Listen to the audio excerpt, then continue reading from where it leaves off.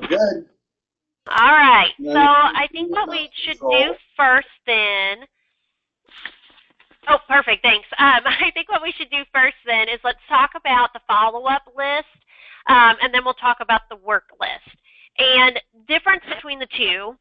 Your follow-up list is your guys' way, excuse me, of creating a list of customers that need a phone call or need checked on after certain procedures. Or if you've changed their medication and you just want to make sure somebody calls and checks on them really quick the next day. So that's going to be your follow-up list. So we'll talk about that. The second thing is the work list. Work list can be used for whatever you need it to be, but basically it's a list of patients that you need to do something with, whether that is finish working on records or calling back about blood results, or maybe it's customers that have called in and left a message for one of the staff members or the doctors.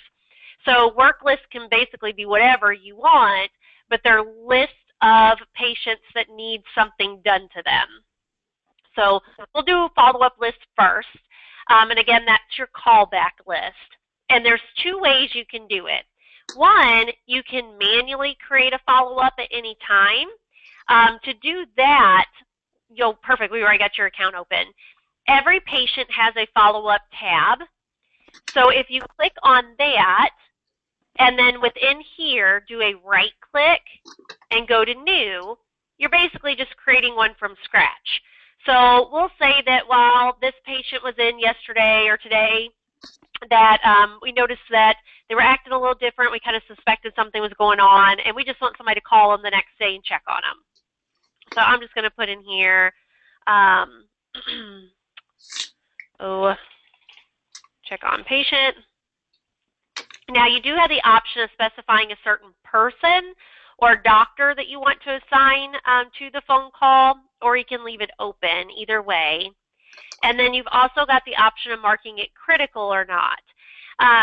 Really the purpose of marking it critical or non-critical is when you look at your main follow-up list, so all of your calls that need to be made, it's going to be broken apart in critical and non-critical. That way you're catching your criticals first and then moving your way down. So does every team member is on that list? Right here in the doctor list? Uh-huh. Yeah, right now it's just showing doctors, but a little trick for you guys. If you right-click in that doctor box, you've got an option to do what's called include users, and then that would add in all of your staff members. Oh, okay. Is there an easy way? Because, I mean, it's either going to be Beth or Mary that is making these follow-up calls. Is there an easy way to make it default to somebody? There's not. I can't think of any way to make it default to something there. They're going to almost have to drop that down and select them on there. Okay. And is there an action code that we could put, like, no, I guess not, because if there's an action code, it still brings up this window, right? Right. Yep, it does. Now, Beth, is this you here? That's me. Okay. I'm going to click on you then. And then only other thing that you're really doing in here is specifying when the call needs to be made. I'm just going to say in 1 day. So is 1 day tomorrow? It will be tomorrow. Yep. Okay. Oh, it shows up in that due date box as the date. Good. Yeah, but it's also got a due date box as well that you can adjust that. But honestly, the major portion of this is the notes. The whole purpose of this is so you can keep track of like the whole communication between yourself and the customer. Right. So what I would recommend that we teach everybody to do, this is just to get in the habit of it, is whenever these follow-ups initially get created, so let's say that we are creating one on the fly like this, before I close out, I would do Control-D as in date, so Control-D on my mouse, and that date time stamps it. Now, once you guys are live with AVImark and everybody's logging in with a password, that'll also put the initials of who made that note as well. Okay. Okay, but then just have them type in some notes of what needs to be made during the call. Patient wasn't acting themselves during visit. We also switched meds. Please make sure no reactions, et cetera, et cetera. Whatever you know needs to be made during that call. All right, and then you're going to click OK. And we're going to ignore all of our spelling errors. All right, so now that one's created, and we can do that on any patient at any time. And then how your staff or you guys are going to check that follow-up list, you're going to go up here to the top and go to Work With. And under here, you're going to have a follow-up list. So this should be your entire list of phone calls that need to be made. You know, obviously, we've only got the one on there, but you can see there's a critical list, and if there were non-critical, if there were critical ones, you'd see that listed as well. Okay. Okay, so those would all be on here. It's going to tell you customer, patient, the phone number if that was on their account, so you could see it straight from there. Due date of the follow-up, and then what the subject was. Now, why is my phone number not on there? Well, it's pulling, this full phone is pulling from the standard phone number field, and yours is in the cell field. Okay. So that's why it's not pulling anything on there. Now we could, because you can play around with the columns of information that's being displayed in here. So if you wanted it to pull the cell field as well, just in case, you know what I mean? Like we could have that as another column up here. Right. That way if they didn't have a phone number, we could see their cell phone field. That's an option as well. That's under View, right?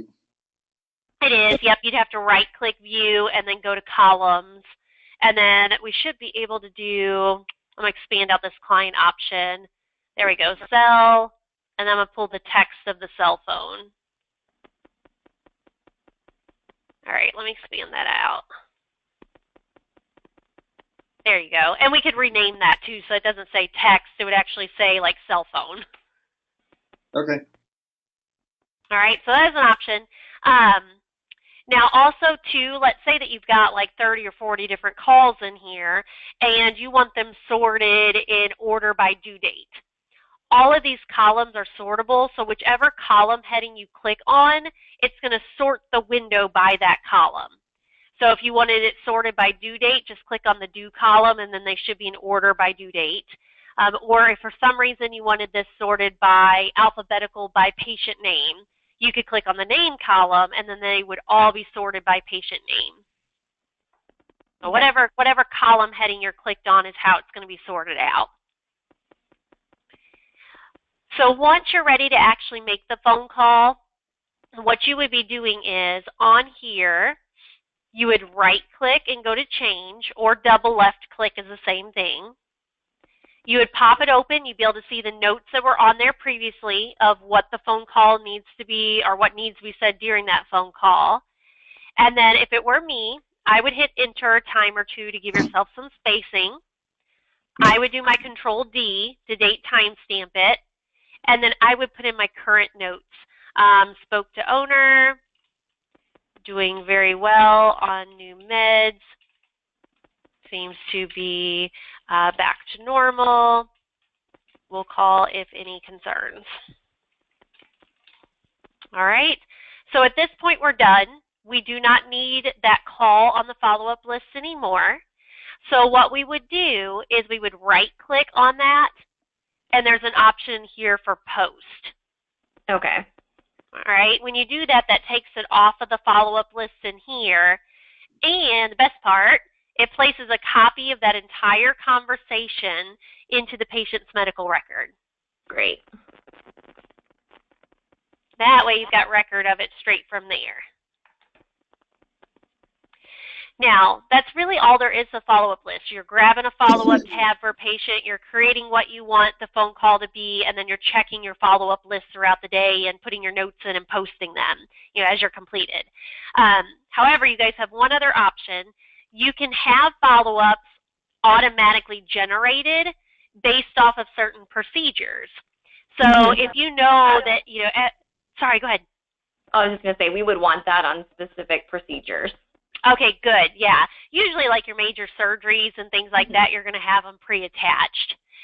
So what you would do in those scenarios, just to get those preset, you would go to your treatment list, which is just like your TX button there. and then I'm going to type in like ovarian hysterectomy. So on any of your treatments, if you do a right-click change, every one of your services has an advanced tab. I'm going to click on that, and in here there'll be a follow-up information. So all you would do is just preset, how many days after this service is given should a phone call be made, and then you get to specify whether you want it to be marked as a critical follow-up or not. Okay. You can always make adjustments once you give it, but this is just what you want it to default to. And then how this would work is, let me do this on, I can't spay that pet, so let's do, I'm just going to put something like on a dental real quick. We'll do root canal. I'm going to put a follow-up on this one real quick. We'll just say for 2 days. Okay, that's code 1209. So if I put that code in this patient's medical record, as soon as I put it in, I should automatically get the follow-up box because it's preset on there. And you can see it's already defaulted to critical and defaulted to 2 days. So if that's perfect, all you'd have to do is just put your notes in. Control D and then put your notes in. Or you can make adjustments to it, and it just makes the adjustment for this one patient. It doesn't affect your actual setup of it. Okay, so it prompts the doctor to assign the follow-up then. Yes, it sure does. Yeah, it'll prompt them every time that they put that procedure in. It'll automatically pop up with all your default settings in there. Okay. And then from there, everything else works the same. You would, go to your follow-up list. You would post it from there. Everything else is the same. It's just that it's auto-generated versus you guys manually creating it. This is great because I don't have to print anything out. It's very good. Good. Good deal. Now, that follow-up list is printable, too, if you do ever want a paper copy. When you're in that work with follow-up list, you can go to File, and it's called Report, and you just say whether you want to print both the critical and non-critical together, or if you want to print just one or the other, what due range you want to print for, and you can print it off. Okay, great. But I say if you don't need a paper copy, you can do everything straight from there. I wouldn't worry about it. Okay. All right, any questions with the follow-up? Just on setup, as far as I'm assuming none of these service codes will import the prompt to attach the follow-up call like we have now. I would have to go in and manually enter in all those like we went through. Yeah, I'm not sure if that's something that converts or not. If it knows from your old software, whatever your follow-up tagging was in your old software, if it knows to convert that into the follow-up field in AVImark. But just by looking at it, what's something that you had a follow-up on before? Like injectable anesthesia. Okay. I doubt it's converted, but. Dun, dun, dun. Any of these? This one right here? Yeah, 603. Okay, let's pop this one open and look real quick. No, it doesn't look like they converted over, so you will have to go in there and just go ahead and pre-attach those. Now, that file there should not get overwritten with the final pass, so you should be good to go in there and start setting those up. Okay, great. Thank you. You're welcome. Any other questions with the follow-up list? I don't think so. All right, well, let's move on to work list. Now, I know whenever we all talked once, and we talked about the work list. Do you guys remember talking about it that day? Yep. Okay. Yep. So first thing that we would have to do, and this isn't anything that the rest of the staff would have to do, this is for you guys, you would have to go in to this work with system tables and go to the work list table. There it is. And create what kind of list that you guys want to have. Did we decide we wanted to do one for staff messaging or doctor messaging? We're going to do one for each doctor. Okay. But my understanding, I had them in there, but my understanding was that the system tables are totally overwritten during. They are. Yeah, that's why we don't want to spend a lot of time getting this part set up. So I'll just put a test one in there like Dr. Bennett and use that just to kind of show the, during this training for the staff how it will work once it's set up, but to actually get the list itself set, you guys will have to wait till after the final. Yep. But I'm just going to create a new one real quick. We're going to call this Dr. Bennett. Okay, so for your staff, once you guys have the list created that you're going to want to have, which in your case it's going to be each doctor is going to have their own work list. That way if a customer calls or has a concern or anything, the staff can go and place the patient on the doctor's work list so that they can go and check it throughout the day. Now, what you'll do is, let's say it's this particular patient that calls in and needs to leave a message. You would go to the patient area and do a right click, and you would go down to list. And then that will list all of the work lists that are going to be available, which will be each of your doctors will have one for sure. So since I've just got the one, we're going to click on it. And then within this window here, we're going to do a right click, new, and that's going to add this patient to the work list. So again, once you guys have passwords set, it'll automatically put in the initials of who added this to the list. But it's going to work very similar to follow-up where you want to put notes in. That's kind of the most important part. So I would do my Control-D and say, oops, I got to spell it right. Owner called and left a message regarding blood work, is confused on blah, blah, blah, blah. Okay. And then they'll click OK to save it. So now we've got that particular person on that work list. I'm going to go ahead and click Done.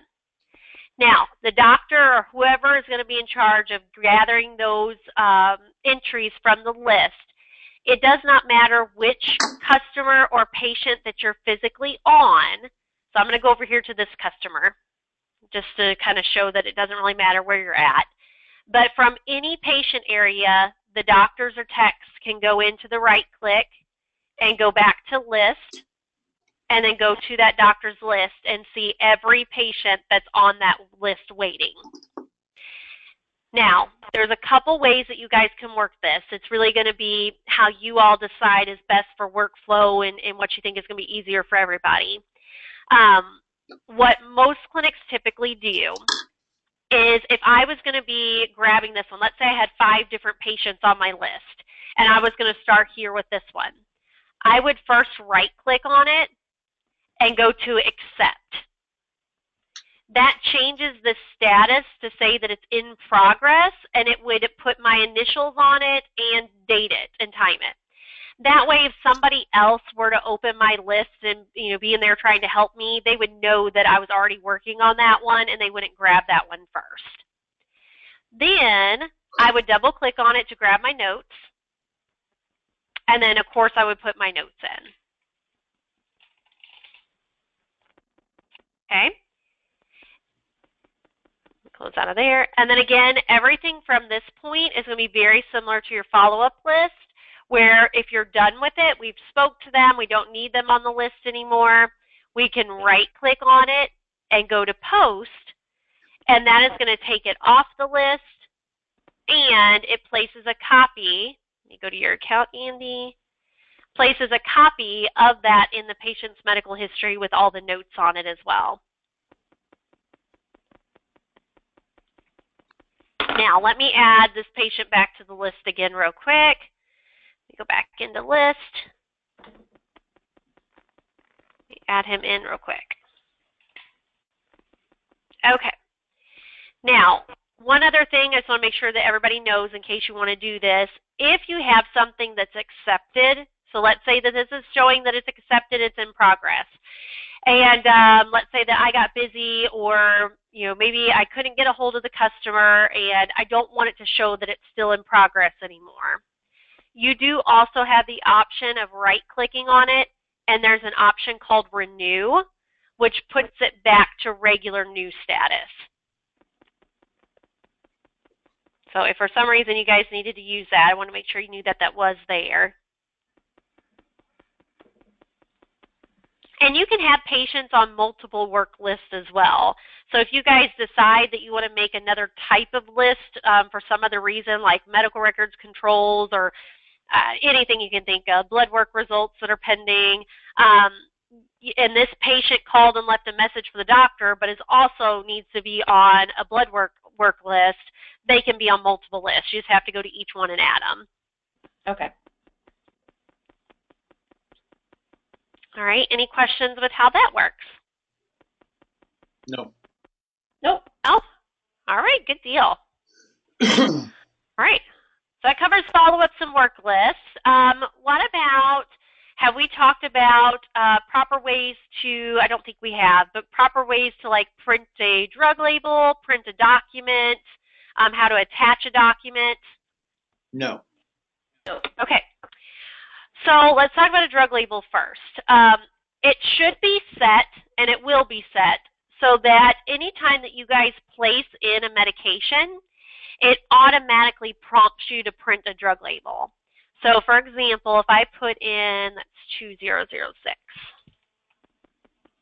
Oops, I put in the right code. There we go. Let me select a doctor.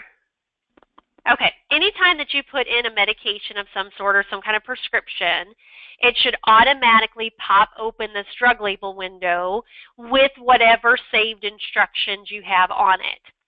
If for some reason it pops open and the instructions are blank, that just means that there were no saved instructions, and you'll just have to manually have those typed on there. So you can just backspace off what's on there and type in whatever you need. All right? And then, of course, you're going to want to make sure that it is set to the Dymo printer, if that's what you guys are using. You have a Dymo printer, I assume? No, we're using Brother QL 700s. Okay, that'll be fine too. And then you'll click print here, and then that, of course, will print the label off on the machine. Now, if for some reason, I've closed out of it, if for some reason somebody got click happy and they accidentally canceled out of the drug label window, or maybe they needed to go and grab somebody to have them finish putting in the instructions and they closed out of it, and they basically need to get back to it so that they can finish printing it. All you'll have to do is go to that line item in medical history, so that amoxicillin here, and then right-click on it and go to drug label. That should pop it right back open the way it was when it first come up, and then they can finish it off and print it. So it should be a super quick, easy process for everybody. Now, kind of speaking about drug labels, for your staff, just a quick way for them to find things. When they're looking at medical history, if they need to quickly pull a list of all the medications that that patient's on, at the very bottom of medical history, there is an RX tab. So if you click on that, that should show you all the medications or products that are listed as a quote-unquote prescription medication. Those should all show on that prescription view. Okay. All right, and then when they're done, they can go back to the chronological tab, which is all of their medical history. And also, too, same thing applies with all the tabs at the bottom. The whole purpose of them is for grouping things together. So if they needed to know what all diet this particular patient was on, maybe they need to come in and pick up some more food, but the customer can't remember what they picked up last. Instead of trying to look through all of their medical record and pull it, the front desk staff can click on diet, and then that's going to pop open anything that would be diet related from their medical record. Okay, same thing with vaccinations. I click on the Vax tab, and that should show me all the last vaccinations, lab that's been done, surgeries that have been done. So it's just a really quick, easy way to grab something that you're looking for. All right, let me scroll back up through here. All right, so next let's talk about documents. A couple different options. You will always have at any time the ability to manually print a document if needed. So let's say that we've got, I don't know, I'm just going to throw this out here. Let's say we've got a drug informational sheet that we've created and we have stored in AVImark for amoxicillin, and we want to print that off. you can always right-click on an entry and go down to Document. That's going to open up a window asking you what document you want to print. And if you double-click in this document field, you can kind of see it's kind of red outlined.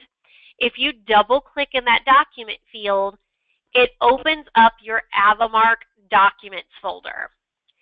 So what that means is, when you guys get AVImark, we send you a handful of documents that you can use. You don't have to use them, but they're just kind of templates that we send you that you can use if needed. Like, we give you estimate documents and rabies documents and a health certificate. I think there's a spay and neuter document as well, a standard surgery document. But any document that you guys want to use with AVImark, if you want to create your own documents to print off, you just want to make sure that you create them in Microsoft Word and make sure that you store them and save them in this AVImark Documents folder. Because you can see when you go to print a document in AVImark, it looks in this folder to find the document. So if the document that you're needing to print is not in this folder, you're not going to be able to print it. So just make sure any documentation that you want to use with the program, save it in the AVImark Documents folder so that AVImark can find it. But let's say that, I'm just going to pretend that, let me find that health one. We'll just pretend that this is the sheet that we're needing to print. I'm going to double click on this to select it. You can see it fills it out here in the document field. And then you guys would click print. I'm going to preview print it so you can see it. Give it a second to think. There we go. So you can see that it merges in all of your information.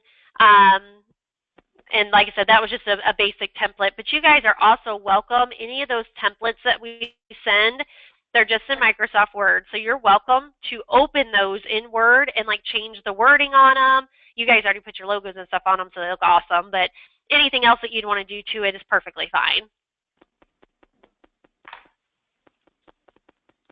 All right. Now, you can also go to a patient area and do a right click and go to document here as well. Works the exact same way. Really the difference is when you're doing it from medical history, usually it's like line item specific. Like I've got a document that's in reference to this surgery or in reference to this medication, etc. Where if you go to the patient area and do a right click document, it's not specific to any entry. We just have a document that we're wanting to print off for the customer. So maybe I've got a document about, I don't know, behavior stuff that I just wanted to print off for the customer. I could do it straight from there. Sarah, it all works the exact same way. Can I interrupt for a second? I want to focus on that for a second because we're doing something called discharge instructions or discharge documents. And what I want the team to realize is to print the discharge document so that it brings in the appropriate medical records, you need whatever line item the medical condition is attached to. And the easiest way to find that is to go to SOAP Notes. There, this has a medical condition attached, which you see right over here. And then if I right click and go to my documents, go to choose, and I go to, where's my discharge instructions, open. We'll preview that. It will bring in the information that I've written in my medical condition, what the presenting problem was, those types of things. Now, the other thing is that if you have to make changes to this document on the fly, if you just hit OK, exit out of the preview, you can type whatever you want right onto the document. And then print it, and it will save it for this patient. Don't save. The other thing, so if you're just in the patient's area and you try to print that document, it won't work.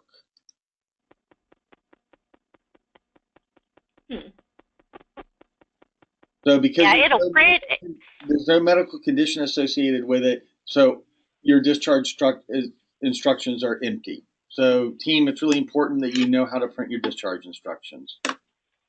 Yeah, and that was a perfect point to make, because that's why I was saying that if it's pertaining to a certain entry in medical history, like for you guys, your discharge instructions are pertaining to the soap. So you want to make sure that you're on that entry in medical history and print it. That way it pulls in anything associated with that entry, where if you do it straight from the patient area, it's not associating to anything. It's just printing a document at that point. Okay.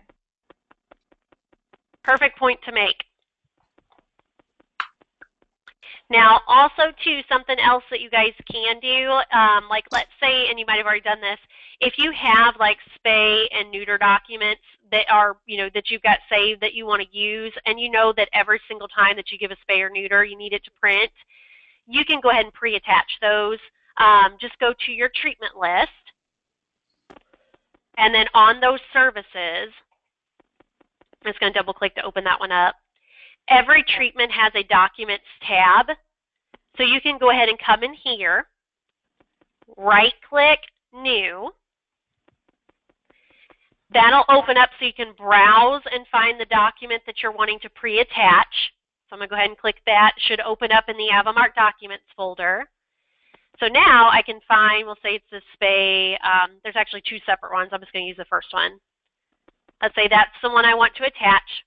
So at this point, it's attached, so that if I were to go to the spay and medical history and do the right-click document, it would automatically bring open the spay document in there.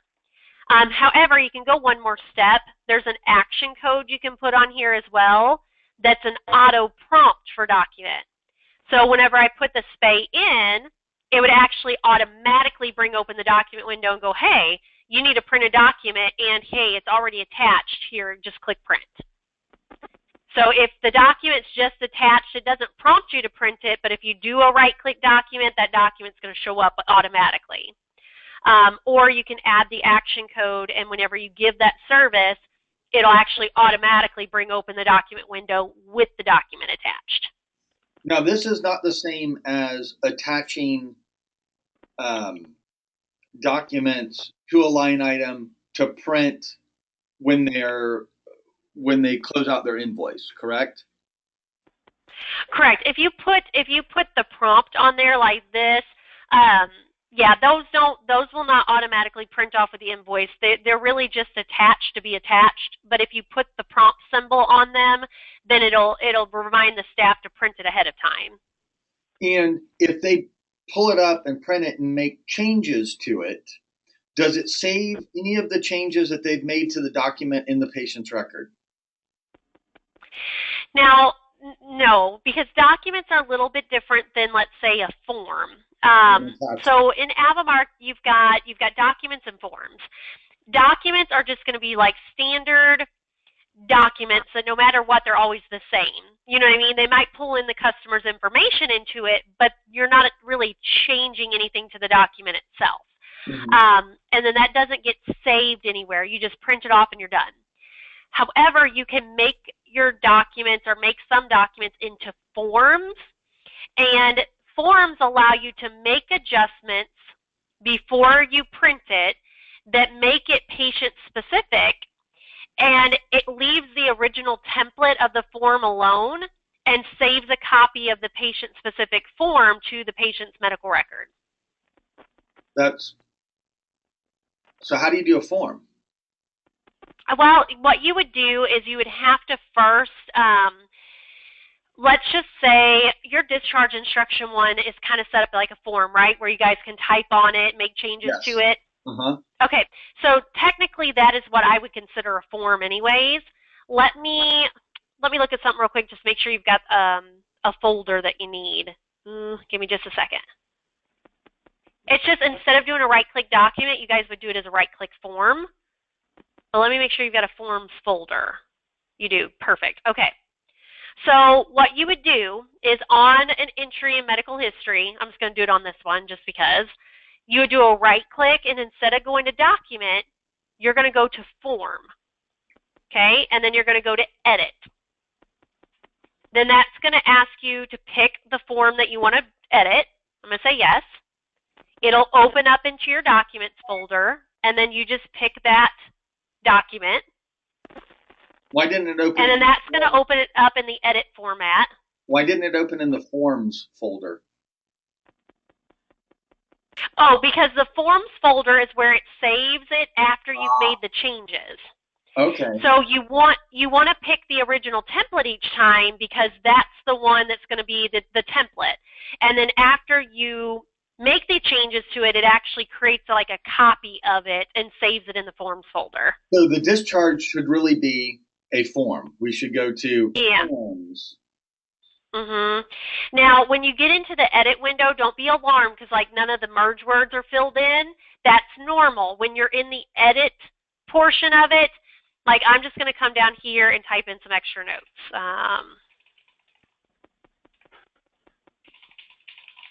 Okay. All right, I'm going to save it, and now I'm going to close it.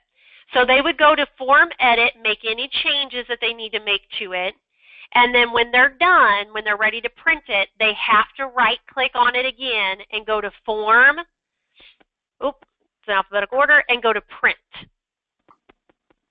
Then that'll pull up the specific copy with everything merged in and the changes you made to it. Okay.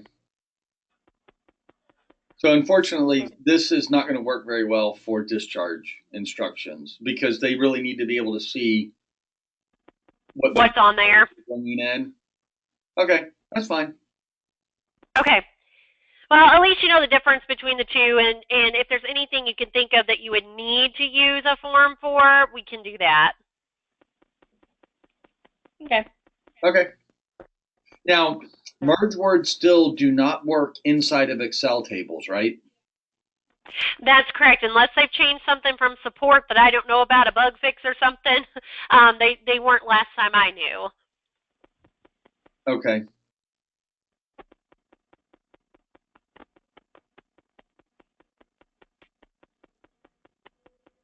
All right, you guys. That gets quite a bit in for today. That's follow-ups, work lists, printing off your labels, doing some of your documents, forms. Don't really have a whole lot of time to pull in another big feature or anything. Do you guys have any questions? Yeah. Can you show me printer setup? Because right now, every time that you pull in a document or something like that, it wants to print to OneNote. Where is printer setup? Oh, that's underneath utilities. Now, this is computer specific, so you'll have to do it on each computer because each computer you might want to print to different printers. Right. But you would go up to utilities and then down to printer setup. Now, is it so for a terminal service, it's user specific, not necessarily computer specific because I can be anywhere and pull it up. Yeah, that is true. If you guys are using terminal services. Well, it's a mixed environment. Gotcha. Just to add an extra layer to it, huh? Yep. But yeah, you would just come in here and set for each of the features which printer you wanted it to default to. And then you just, like I said, click done, and then that would save it. If they ever show up in gray, like those down at the bottom, just means that they haven't been officially selected yet, or for some reason it's not reading that printer. But like yours, once you're selecting them, they're turning black, so you should be okay. Okay. Beth, I'm sorry, I didn't mean to interrupt you. Did you have a question just a little bit ago? I did. It's a functional question for reception because they take a lot of calls for refill on medications. So you were talking about label printing. So right now in the environment we have, we look to see if there's refills available on a pet prescription, and then we would then print the label so that pharmacy can go ahead and print, fill that prescription. Where would we go to see if there are refills and then print the label from there as well? Okay. Well, what you would have to do, there's not a super easy way to grab it. So what you would have to do is whenever you set up your inventory, okay, there's an action code that you have to put on your inventory. It's a little like a left-hand bracket, like a left-hand parenthesis. It's called control refills, okay? You'll have to put that on there first. I'm going to grab your mouse for just a second. So I'm going to pop open your inventory, and let me just go to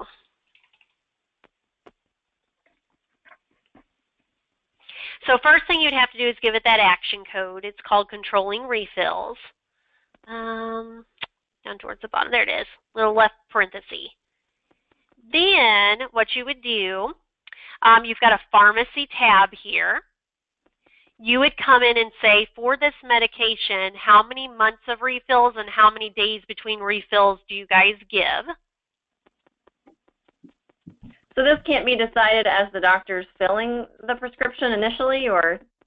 Well, they can go ahead and put some information in here, and then what they can do, once you've got that action code and everything on there, what they can also do is once that code's on there, let me put in 2006 again. Now at the drug label window, I don't think it's going to work without having something in there. I was hoping I could get it to, okay, hang on just a second. Let me go back in. Oh, let me at least put something in. Amoxicillin. Was it this one here that I did it to? I can't remember. Yes. 250s, it looks like. Okay. Oh, I remember. That one's got it on there. Nope, you're fine.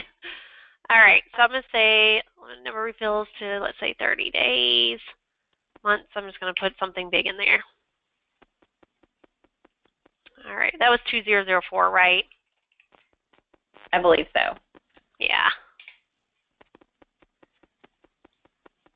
There we go. Okay, see how once you've got information in those boxes, now you've got this extra box that pops up that says limit number of refills. Mm-hmm.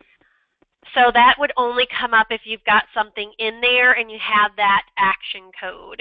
But then they could come in here and say, okay, they can only have 3 refills, 3 times. All right? But what they would have to do to see how many's left, when you do a right click, for one thing, when they go to refill it, they need to make sure that they're doing a right click and going to refill and doing it that way so it tracks it. But what they can do to see how many are left, they would go to the medication, and you would, I don't think you can do it from the refill window. I think you have to do it from the drug label window unless they've changed it. But they'd have to go to drug label and preview the label. And ours isn't set right yet, but it would tell you at the bottom right down here, refill, 1 of 3 or 2 of 3. You know what I mean? So it would tell you at the bottom what they're on. That makes sense. Can they also go to the prescription tab at the bottom to retrieve? Oh, yeah. Yep, they can go to prescription tab and they'll all be there, and then they just have to do the right-click label and then print it from there. So will it automatically cut them off if they've exceeded their refill limit? It will. When they go to do a right-click refill the next time, it'll say, hey, it's either not been enough time between refills or this medication cannot be refilled, and then it'll say, do you want to write a new script? So you can say yes, and it allows you to start them a brand new one, or you could say no and tell them that they need to see the doctor. Okay. So that's kind of the options that you get there. Okay, that answers a lot of questions, and that was a good functional thing for them to know on this one. Good.